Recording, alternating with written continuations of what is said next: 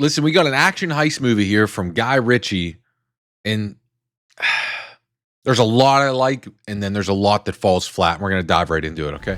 They work between the moral and the immoral, the black and the white.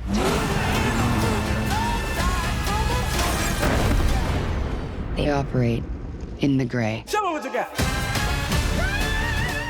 All right, guys. In the gray, Jake Gyllenhaal, Henry Cavill, Eiza González. Let's crack into it.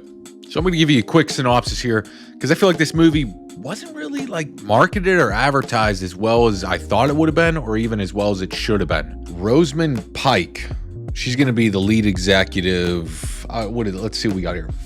Wall Street finance executive. So she's going to be the one wanting the money back.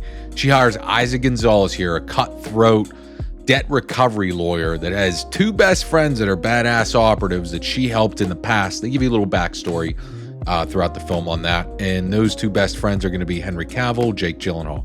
So Eiza González needs to get $1 billion back from this. Let's see, it's ruthless. They're calling him a ruthless billionaire. He's a fucking asshole. He's involved in nothing but illegal activities. You know, your typical bad guy that doesn't really get fleshed out as much as I'd like the bad guy to. He's just a classic asshole. There's not much depth to his character. Here, I'll pull up a quick clip from the trailer. Gives you a little rundown of what's happening. Manny Salazar. He's not really the guy you loan $1 billion and expect to see it back. You think you can recover it? You know I can.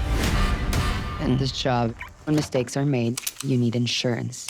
So she tries to get it back in the legal ways with her girl boss attitude. No one's having it. They're like, get fucked. We're not giving you the money or anything about that. So she has to go about it in more of a heist fashion. And that's where this film develops into, you have to pay attention to understand what's going on. Just like any other, I feel like, heist film, oceans film, you always have to be focused. If you look away from those films or you walk away too much, you don't understand it and you can't really appreciate the full twists and turns that develop into the fun heist.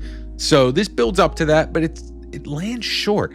It never quite feels like it's at the levels of an Ocean's film or any other good action heist. When the action finally hits, Guy Ritchie knows what he's doing. He can direct action great, but this feels more video gamey, right? Or maybe like just, I don't know, like cliche action. And what I mean by that is I enjoyed a lot of this film. I enjoyed the intelligence, like how it was a smart film. You had to pay attention. I enjoyed everybody's role. Everybody acted well. There's good cheeky humor between Gyllenhaal and Cavill, and you could see that in the trailer. It all lands well. The trailer is a good representation of this film. It's got good humor, great action, some quips, stuff like that. But what I'm trying to get at with the action here is when it finally swells to the action, there's a damn good scene, and it takes place in like a bar, cafe, and it's a big build-up.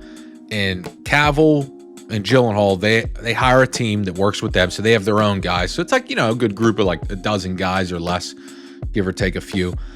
And they're there to protect Eiza González during her negotiations with this total fucking asshole, right? Things go south. This is spoiler light, all right? I'm not spoiling anything. This is like second act of the film here, all right? I'm not going to spoil much here. I'm just trying to paint the picture of our first big action set piece. They're in this cafe, we'll call it, and I love the tension build up. They all got the earpieces in.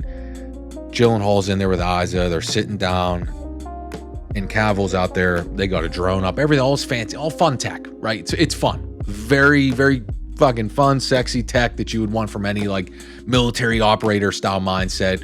They know how to talk on the radio. Everything sounds legit, functions legit, and that's what I think I liked about the film. And hearing them go back and forth really builds this tension of, hey, you got two guys walked in the back. You got three tangos that are sitting there, whatever they call it, right? You got four at the bar. And he's sitting there, he's looking around, he goes, okay. All right, send you to the round back. Like they start just establishing that they're getting overrun, that these guys are coming in undercover, and they're about to jump Gyllenhaal and the girl. And it's just a slow burn. Gyllenhaal's I think he calls it hush puppies for the silencers. He's like, hey, hush puppies on, guys. Everybody's screwing on silencers underneath their napkins. It's this big buildup, and then boom, he's got to fucking fight his way out of here, right? There's fucking kitchen, fucking shit's blowing up. Everybody's shooting each other just to get into this convoy operation to get her out of there safely, right? So that is such a fun buildup. I remember feeling the tension in the theater, being like, fuck yeah. But once the action gets rolling, and that's just one of the many action set pieces, you'll have that big blowout, there'll be a calmness, and then you'll get more and more action as we get deeper into the third act for sure. It loses me on the thrill, right? You initially have that thrill, and then you realize Cavill, Gyllenhaal, they're never getting grazed with a bullet, let alone injured. There's moments where they're just, it's like classic, 80s, 90s action. They're out there with machine guns, just like laying it out in the mid-open, or like they're running the cover. Everyone else is just, there's bullets, and all the goons and henchmen are coming, and they could shoot all them, but the goons and henchmen can't even graze a bullet at our good guys here. So that burns me out quick. I think if one of them got injured, killed even, or like was in dire scenario to where, oh my God, Cavill might not make it, they got to drag him out of here. How's Gyllenhaal going to do that while he's rescuing Eiza González, which is their main VIP for protection? Like that, why didn't we get that? That would have just had a really good tension of like a tug of war of save your best friend or save the mission. Stuff like that, and just show us that these guys are vulnerable. Like they're badass operators, but they're fucking vulnerable at the end of the day, especially when they're getting overrun by like quadruple the amount of fucking enemies. They shoot down helicopters. It's fun, like video game action, but where this movie landed with me, guys, listen, it's great. It's a middle of the road film, though. It is not, you did not have to go to theaters to see this. Easily a bag of popcorn, 6-pack of beer, fired up on a streaming or a rent. Honest to God, just wait for it to stream. Unless you're really into Guy Ritchie's filmography and you really want to watch it. I don't think it's one of his best, but it's definitely not one of his worst. It is a good action film.